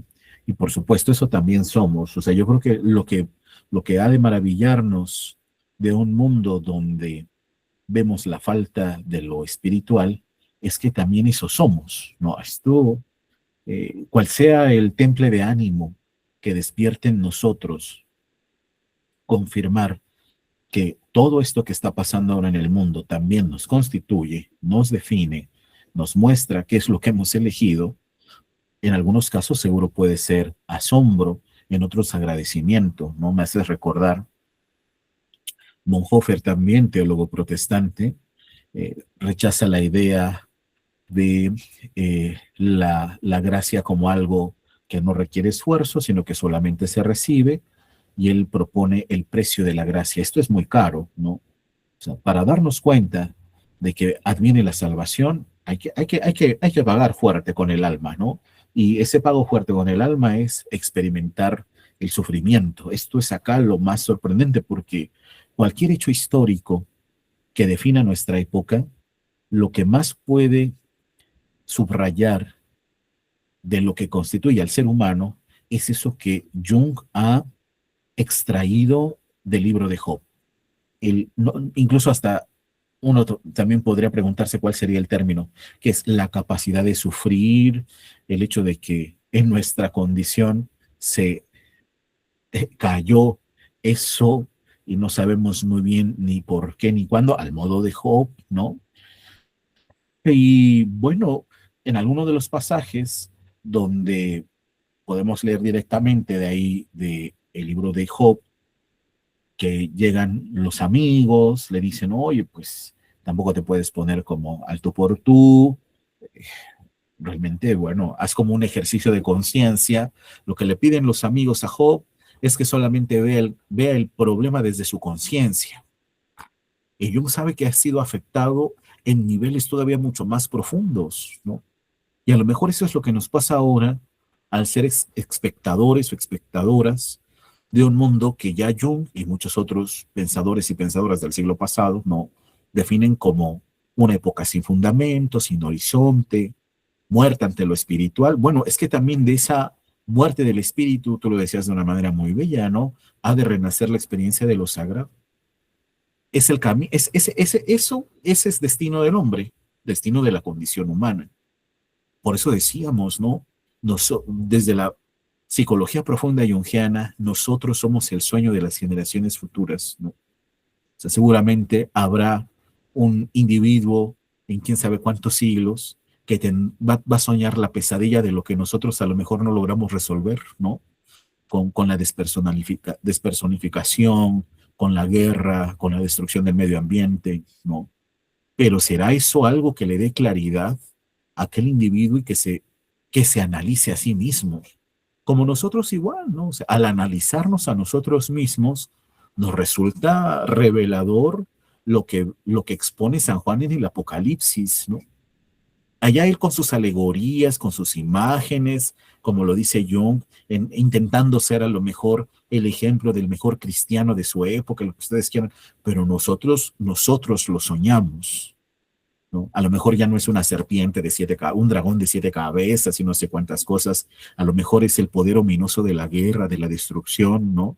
Del peligro ambiental y todo eso que sí nos tiene intranquilos, pero noten qué interesante, o sea, ahí habla el espíritu, nos intranquiliza, ¿no? No solo es ver que todo se está cayendo a pedazos, caemos, ¿no? Con ese escenario terrible, catastrófico, y por eso el señalamiento que haces es muy esclarecedor. Dios es esta potencia creadora, Dios en la manifestación de la vida inconsciente del individuo, potencia creadora, recuperadora del sentido, apertura y disposición hacia lo sagrado, lo trascendente, hacia los vínculos más fraternos, pero también Dios, dice Jung en el texto, a veces es un Deus absconditus tremendo, ¿no? Terrible. Y entonces cuando intentas incluso comunicarte con lo trascendente, algo en ti no se deja, ¿no? Algo se resiste y entonces vivimos en una sociedad moderna donde pareciera que esta experiencia de explorar en el alma lo sagrado se vuelve tediosa, se vuelve angustiante, se vuelve comercial, cualquiera te puede vender la experiencia religiosa comprándote un cuarzo, no sé, lo que tú quieras, ¿no? Pero finalmente expresa eso que está buscando el individuo en tanto es, me sigue gustando esta noción clásica de alma, camino para encontrarse a sí mismo. Si para nuestra época, siglo XXI, el camino para encontrarnos a nosotros mismos implica atravesar estos peligros tan ominosos, ¿no? Tan complejos, tan saturados de odio, de maldad, de violencia, ¿qué distancia enorme tendremos que recorrer, ¿no? O sea, hay que descubrir nuestro propio éxodo. Pueden ser 40 años, 40 siglos, 40 eones, como dice Jung, ¿no? Pero y a lo mejor, cosa interesante, a partir del inconsciente colectivo, no está en nosotros dar cierre a esa búsqueda, ¿no? Igual y en el porvenir, otro ser humano con mayor sensibilidad pueda darle cierre. A lo mejor lo que entendemos ahora como una resolución social, global, a varias de las amenazas que a nosotros nos angustian en este momento, ¿no? Pero sí, creo que ahí hay que tener como esa sensibilidad también, ¿no? Y no rechazar, porque parte de lo que en la metodología de la psicología entendemos como negación es el rechazo del individuo a poder acceder a esta experiencia de lo trascendente, ¿no? Pero totalmente de acuerdo, querido David, ¿no? Totalmente de acuerdo. No, a ti, qué gusto. Muchas gracias. Perfecto, pues gracias, doctor David Johnson, por la pregunta, doctor Isaac por los comentarios. Antes de pasar a otra pregunta, les pido por favor que revisen el tema de los links que les acabo de mandar. El primero que dice el link para recibir constancia es porque les comentaba. Gracias, Yamile. Ahorita lo reviso. Pero el primer link que les comentaba es por si no se habían podido registrar a recibir su constancia, porque algunos no lo habían hecho todavía. Entonces ahí, por favor, vamos a ingresar. Litzel, ¿ya me puedes decir, por favor, cuál de los dos es el que no deja acceder? Si es el de la constancia o es el de la asistencia, para que lo corrija inmediatamente. Bueno, el de asistencia. Ok, gracias. Ahorita lo cambio en este momento. Y bueno, entonces, ya una vez dado ese anuncio, por favor, si alguien más tuviera alguna pregunta, algún comentario, aprovechando ya los últimos minutos de nuestras sesiones. Adelante. Aquí está, voy a leer el comentario de Ami Yasmin, y por ahí también creo que alguien alzó la mano. Valentín, entonces, por favor, leo rapidísimo la pregunta de Ami y vamos con la pregunta de Valentín. Gracias, ahorita mismo corrijo lo del link. Dice Ami, yo quiero preguntar por qué cree, como mencionaba, nos alejamos o tenemos la necesidad de distanciarnos de lo primero que percibimos. Esa es la pregunta de Yasmín Franco. Por favor, doctor, y después vamos con Valentín. Híjoles, yo creo que es porque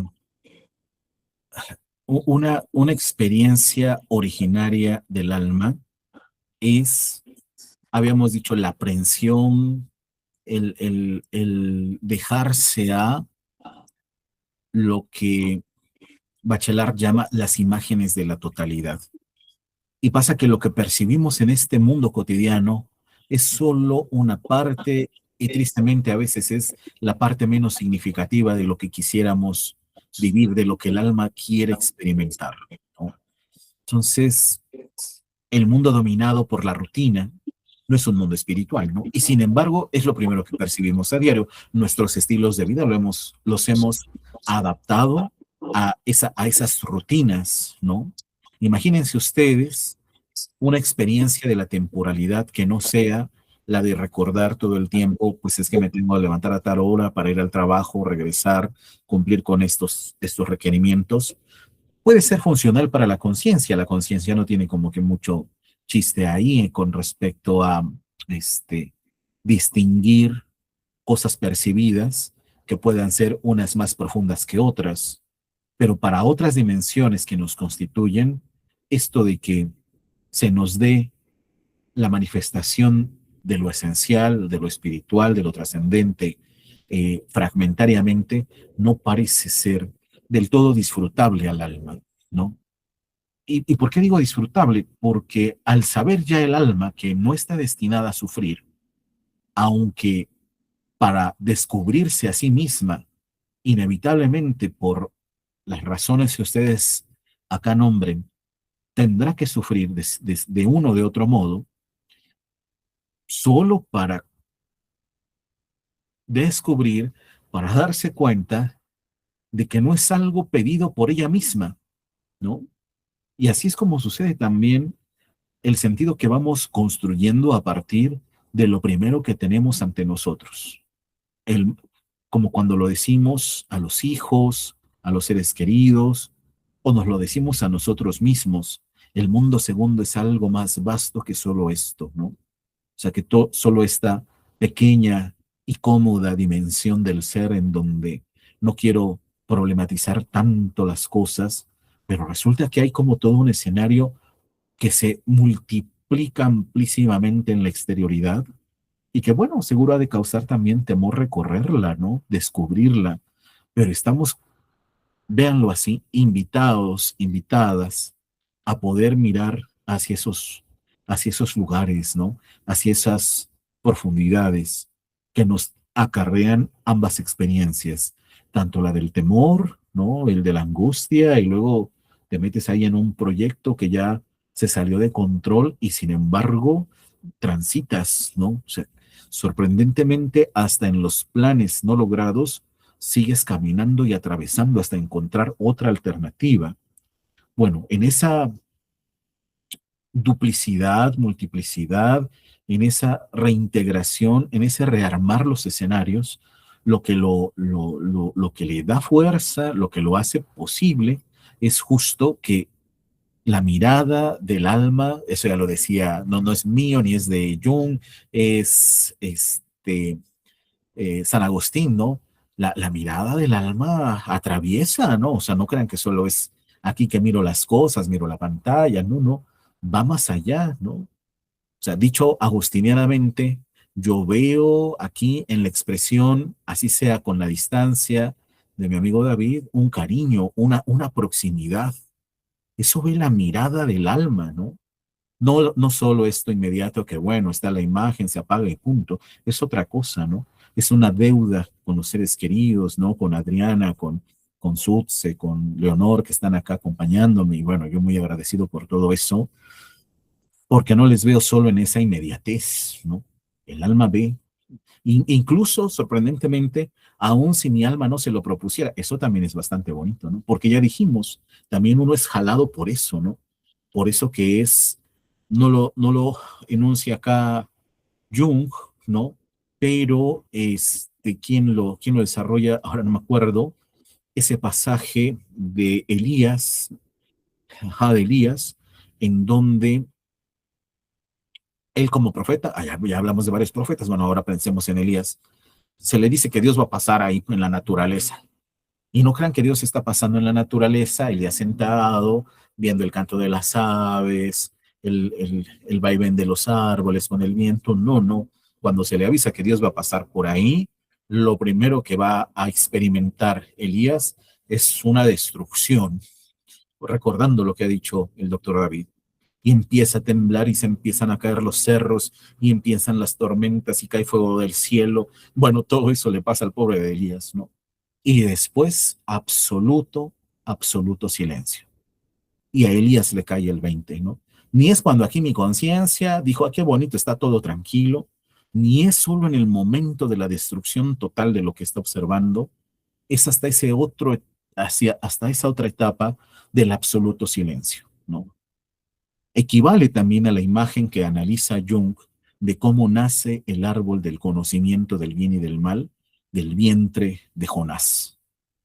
Jonás, que ya había sido sacado de nuevo a la vida, ¿no? Bien pudo haberse quedado ahí en las entrañas de la ballena, pero no, salió como de él mismo sale ese árbol de conocimiento que le ataja del sol abrasador y que pasa por también ese proceso de destrucción, ¿no? Recuerden que no solo es que, ay, qué padre, lo estoy disfrutando y ya me salvé, se seca de un día para otro y entonces Jonás otra vez le vuelve a reclamar a Yahvé, oye, pues, imaginemos que eso no está dicho en el libro profético, pero que sí sucede como lo lee Jung de otras obras que también aluden a la figura de Jonás. Oye Dios, ya me hiciste nacer, ya me hiciste brotar de las entrañas un árbol y al otro día ya lo secaste, ¿qué caso tiene? Y recuerden que Yahvé es ahí en donde le dice, ah, si tú estás sufriendo porque se secó de tu entraña un árbol que te daba sombra, imagínate yo cómo me voy a sentir si destruyo a los ninivitas, donde ya se arrepintieron, ¿no? Donde ya están haciendo luto por sus pecados y ahora piden perdón. O sea, ¿cómo crees que me puedo sentir yo? Bueno, cosa interesante ahí, ¿no? También ese diálogo entre Jonás y Yahvé, ¿no? Pero bueno, un poco así como para darle un rodeo a la interesante pregunta que se ha hecho. Muchas gracias también. Muchas gracias, doctor. Aquí también ya tenemos otras preguntas en el chat, pero había alzado la mano Valentín, me parece, ¿no? Igual para recordarles, bueno, no recordarles porque no se los había mencionado, pero esta sesión, el doctor Isaac amablemente accedió a que la pudiéramos subir también a nuestras redes sociales. Sí, esta clase se va a quedar grabada para quien quiera repasarla, porque nos pasa a todos, ¿no? Que de repente empiezan a hacer sentido algunas cosas y queremos reescuchar, entonces le agradecemos mucho al doctor Isaac. Va a ser en YouTube donde podamos subirla completa y en nuestras redes sociales se las voy a dejar aquí también, en Instagram y en Facebook. Nos encuentra como tel-os o en Facebook como telos. Ahí estén atentos, por favor, porque vamos a subir ya el link completo de la clase para que podamos disfrutarla las veces que sea necesario para poder entender. Pues muchas gracias, doctor, por su amabilidad. Y ahora sí, Valentín, no sé si quieren continuar con su pregunta, si es que aún está por ahí, o pasamos a los comentarios, por favor. Bueno, creo que sí está Valentín, pero ya no sé si fue error de dedo, tal vez sí. Bueno, entonces, pasando ahora sí al comentario. Bueno, nos dice Adrix Goma, un gusto escucharle, doctor, y queda para mí una enorme tarea de lectura, reflexión y, entre otras, conciliar la espiritualidad. Un reto descubrirla. Me despido con un montón de gracias. Y otra pregunta que nos hace por aquí el doctor Johnson.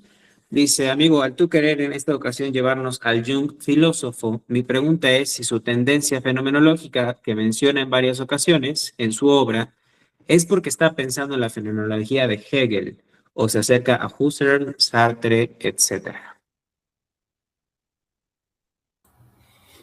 Interesante, híjoles. Tal cual da título, ¿no? A una obra 2 años previa, respuesta a Job, que es fenomenología de el espíritu en el cuento, ¿no? Y bueno, ahí en una obra tal cual y en otras, efectivamente, haciendo alusión del método fenomenológico. Híjoles, no creo que sea Hegel, no creo que sea Hegel. Yo creo que es un poco más al modo como el propio Husserl descubre la categoría de fenomenología, poniendo atención en el fenómeno, que no guiándose por Husserl, sino descubriendo como Husserl que el fenómeno es manifestación del oculto, ¿no? O sea, eso es... y creo que es así porque también me hace recordar a Jaspers, en la psicopatología general, recordemos, hablando de un método fenomenológico. Y aunque aún en la psicopatología general Jaspers sí agradece a Husserl ser como el iniciador en esta metodología, me atrevo a decir que el propio Jaspers tiene una orientación muy, muy particular de lo que es la fenomenología y más que siguiendo a Husserl, desarrollándola como por otra perspectiva. Y creo o siento que lo mismo es hacia Jung, ¿no? Lo mismo es hacia Jung. Sí, sí, sí, es un poco más a partir de, si acaso, yo diría que lo retoma mucho más la noción fenomenológica de su amigo Eliade que de el trabajo teórico de Husserl, ¿no? Porque si Husserl está por la perspectiva todavía de compromiso con las ciencias de la naturaleza, Eliade está muy claro de que la fenomenología pertenece al campo de las ciencias del espíritu, tal cual le permite crear la propuesta de la historia de las religiones, ¿no? Pero sí, yo le apostaría más por esa relación con Eliade que con Husserl, ¿no? Pero sí, sí es interesantísimo descubrirle ahí de dónde la raíz de su metodología fenomenológica, ¿no? Gracias, gracias, querido David.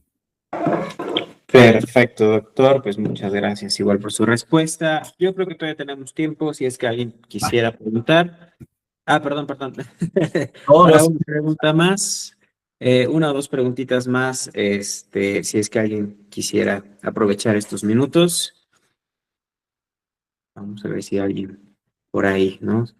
mientras yo aprovecho en agradecer a mis estudiantes que llevaron a cabo el intercambio, porque por ahí vi los saludos de Jessica, de Samuel, de Jesús.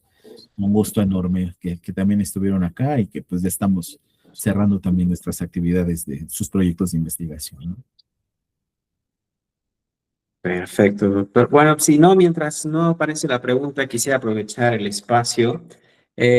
No sé si es pregunta, comentario exactamente, pero me quedó ahí resonando lo que comentaba, que he podido más o menos rastrear en Jung, ¿no? O sea, no, yo pienso en el texto este de las relaciones entre el yo y el inconsciente, donde habla un poquito justo de la distinción entre el inconsciente colectivo y lo que podríamos entender en Freud como un inconsciente más personal. Incluso pone algunos ejemplos, ¿no? De los sueños, de cómo algunos sueños pueden tener cargas simbólicas que nos remiten más hacia un inconsciente colectivo y otros a lo mejor nos llevan a la situación que está viviendo el paciente en concreto, ¿no? Que justo pues lo que usted comentaba, esta línea entre el todo que somos, ¿no? Y lo particular, lo individual de las situaciones que vamos enfrentando, me hace pensar, por ejemplo, escuchaba el otro día a una junguiana que estaba platicando, por ejemplo, del texto de Marie-Lou von Franz, del Puer Eternus, ¿no? Donde, por ejemplo, ¿no? Hablaba de que una de las cosas que menciona von Franz en el texto es que el trabajo, por ejemplo, el trabajo como tal es una de las cosas que puede ayudar a alguien que vive desde esta parte como arquetípica del Puer Eternus a abandonar esta posición, ¿no? Del niño eterno. Pero pues justo aquí en terapia lo que resuena es, eh, pero algo que mencionaba la Jungiana es que si bien a veces nuestra vida puede acercarse mucho a un arquetipo, pues nada que sea como ajeno va a resolver el conflicto del paciente, ¿no? O sea, aunque se parezca mucho al arquetipo del Puer Eternus, hay algo del paciente que tiene que vivir propiamente y que por más que se acerque al arquetipo, pues no le va a ahorrar la chamba, ¿no? Aunque se identifique. Entonces, no sé, quisiera nada más preguntar si nos podría compartir un poquito más sobre esto que implica el apropiarse del arquetipo, si es que yo lo estoy diciendo con palabras correctas o no, pero pues me resonó por ahí y quería preguntarle, doctor. Es un tema interesante porque ya lo decía el doctor David la sesión pasada con su pregunta, la primera sesión me parece, sobre lo que es el principio de identidad en el sujeto, ¿no?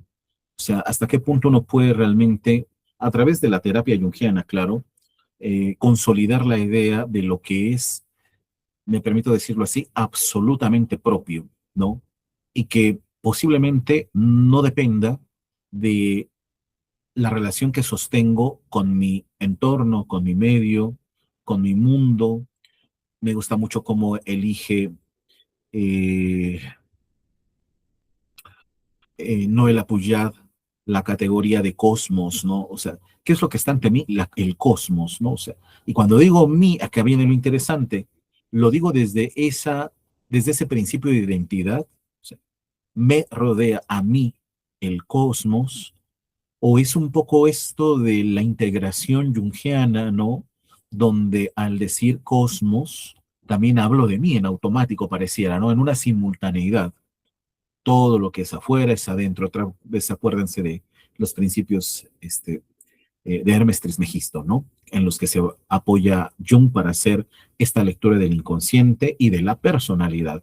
Es todo el principio de identidad, la configuración de la personalidad, están inevitablemente para Jung sostenidos, subordinados, lo voy a decir así muy rápido, al proceso de individuación. El sí mismo ya es, lo voy a decir así también, disculpen, perdonen, Isaac en la totalidad, ya es David en la totalidad, ¿no? Ya es Sebastián en la totalidad. O sea, ya ni siquiera la inquietud psíquica de afirmar la identidad agota la experiencia cósmica de la subjetividad que inevitablemente también será coextensiva, compartida, tal cual el contenido del inconsciente colectivo, ¿no?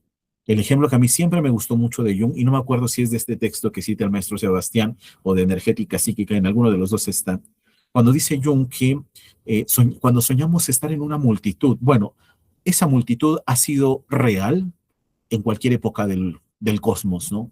Esos rostros que en mis sueños yo veo son reales, son seres reales, pero al mismo tiempo, ya ha dicho el maestro Sebastián, también son proyecciones de mi propio yo, de mi yo, digamos, ¿no? Ahora, ese yo aquí habría que reestructurarlo desde la interpretación junguiana, no es el yo monádico, no es el yo aislado, sino es el yo integrado a la dinámica de pues estos principios de Jung, ¿no?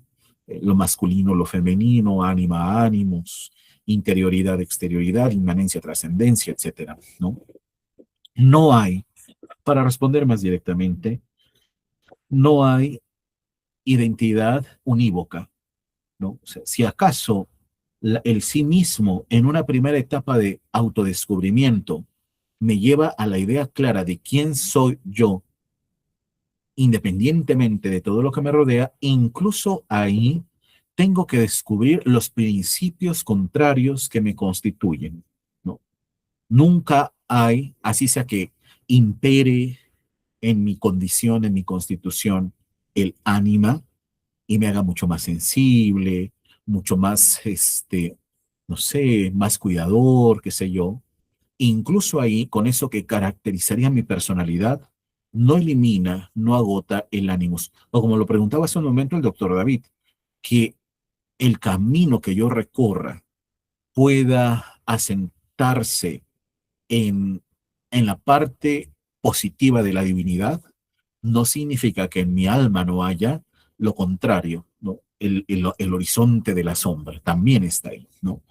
Entonces, cosa interesante en la historia de la psicología hay que preguntarnos cuándo se ha configurado la noción de que solo el yo puede ser una entidad aislada y ya no comunicante con todo lo que, otra vez vuelvo al término de la Puyat, todo lo que es el cosmos, ¿no? Y acá hay como experiencias importantes, perdón, con eso concluyo. Cuando yo, aunque será mucho después que Lacan le dé prioridad a esto de la enunciación, intentemos llevarlo a Jung. Cuando yo nombro, cuando yo invoco, llamo, hablo, le doy voz a todo el cosmos. Eso es importantísimo, ¿eh?